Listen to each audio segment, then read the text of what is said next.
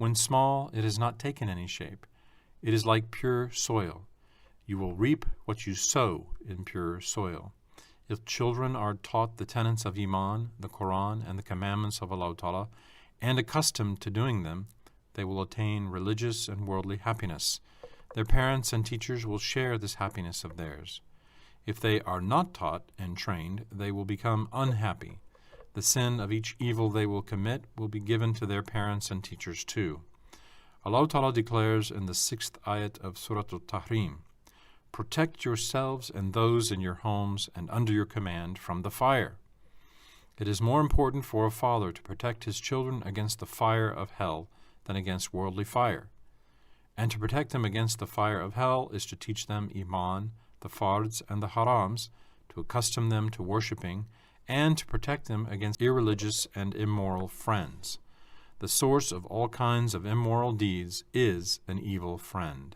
Our Prophet ﷺ, by stating, "All children are born fit and suitable for Islam, later their parents make them Christians, Jews, or irreligious," indicates that both for the settlement and for the annihilation of Islam, the most important work on children can be done when they are still young. Then, the first duty of each Muslim is to teach his children Islam and the Quran al-Karim. The child is a great blessing. If the blessing is not appreciated, it will be lost. Therefore, pedagogy, i.e., the science of teaching children, is a very valuable science in the Islamic religion. And because the enemies of religion also understand this important point, Freemasons and Communists, the most dangerous sources of irreligiousness in our century, say, "Education of the youth is our main goal. We should train children so as to make them irreligious." In order to annihilate Islam and to hinder the teaching and practicing of Allah's commandments, Freemasons say, we should not tire the brains of the youngsters. They will learn religious knowledge themselves when they grow up. And they add, we all should do our best to spread the idea of freedom, of belief, all over the world, and should establish the decisions we make in our lodges in every country. We should annihilate the Brotherhood of Islam and establish the Masonic Brotherhood instead. Thus we will achieve our holy purpose, which consists of the eradication of all religions. Therefore, Muslims should not fall for the tricks and lies of the enemies of the religion. They should not believe their flattering, deceitful, and sequined flatteries. Muslims must do amri maruf and nahi munkar to one another. In every country today, youngsters are taught physical training and made to do physical exercises in order to strengthen, beautify, and harmonize their bones, muscles, hands, feet, and in short, all their limbs. They are made to memorize and practice the rules and the exercises of arithmetic, geometry, and psychology for the improvement and refreshment of their mental efforts and spiritual activities, and they do physical exercises in order to purify their cells by activating their blood.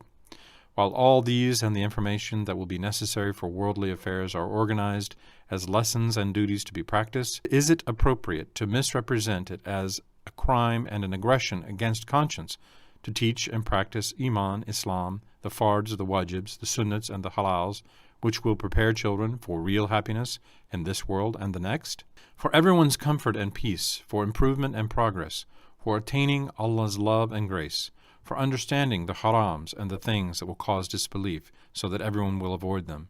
Is teaching Islam a crime?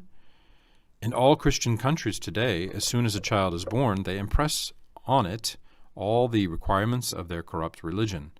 Assiduously, they inoculate people of every age with Judaism and Christianity.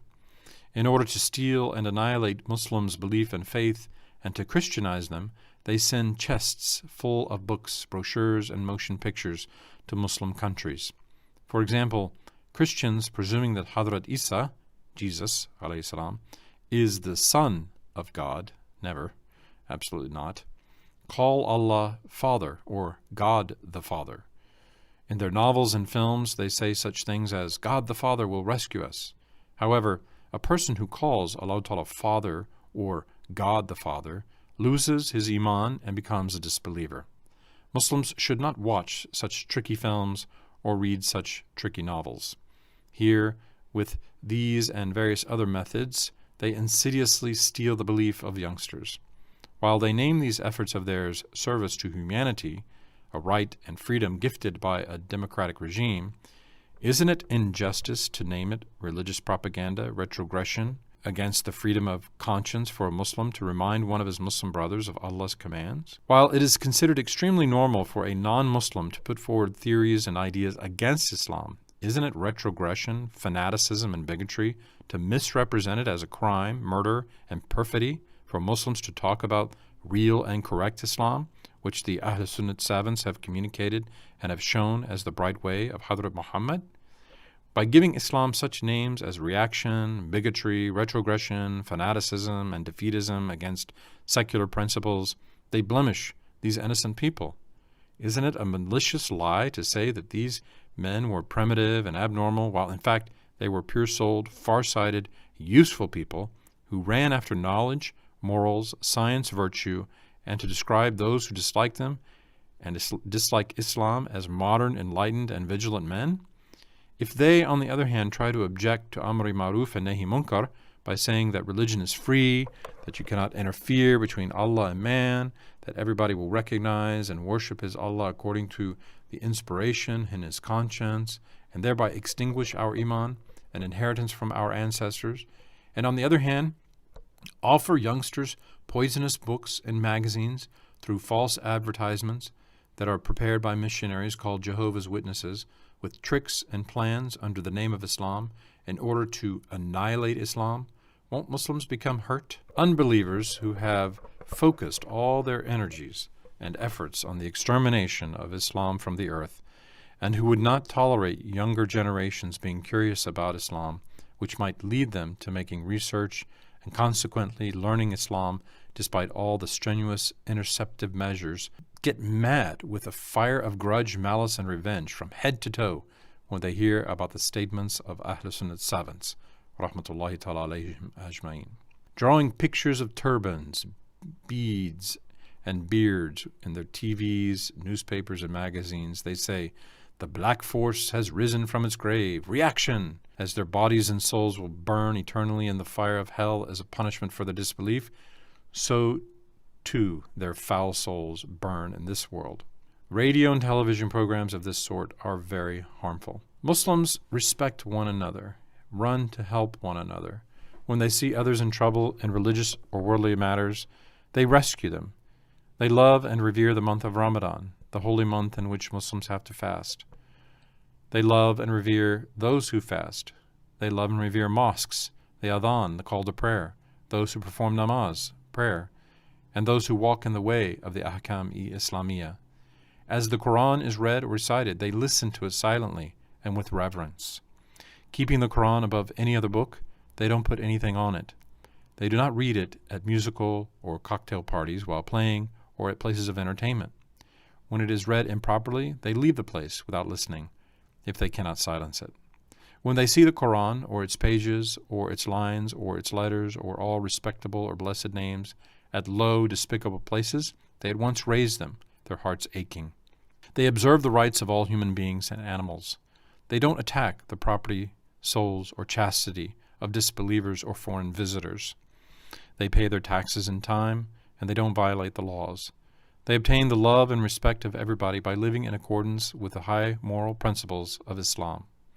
As for the unbelievers, they try to cause the Quran and the Mawlid and all sacred names to be despised and referred to as foul. They print them in magazines, on pieces of paper, and in newspapers so that they will be used as covers for packages or on tables of entertainment, so that they will be disrespected and placed on the floor.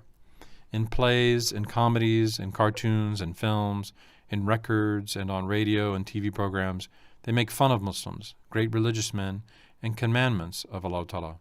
In all these, they represent a loathsome, funny vagabond as a Muslim. That is, by insulting Islam and Muslims, they misrepresent them as unsympathetic and hateful. They give loathsome names to great Muslims and to the things which Muslims deem great. Muslims should not go to see and hear their shows, nor should they buy or read words, writings, and newspapers of this sort. They should be very vigilant lest their iman should be stolen.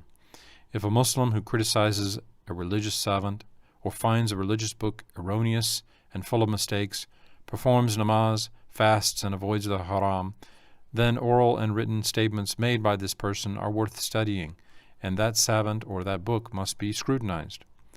If the person who speaks ill of a religious book or a religious savant does not worship or does not abstain from the harams, we should not believe his opinion, realizing that it is only a slander and an expression of enmity towards Islam.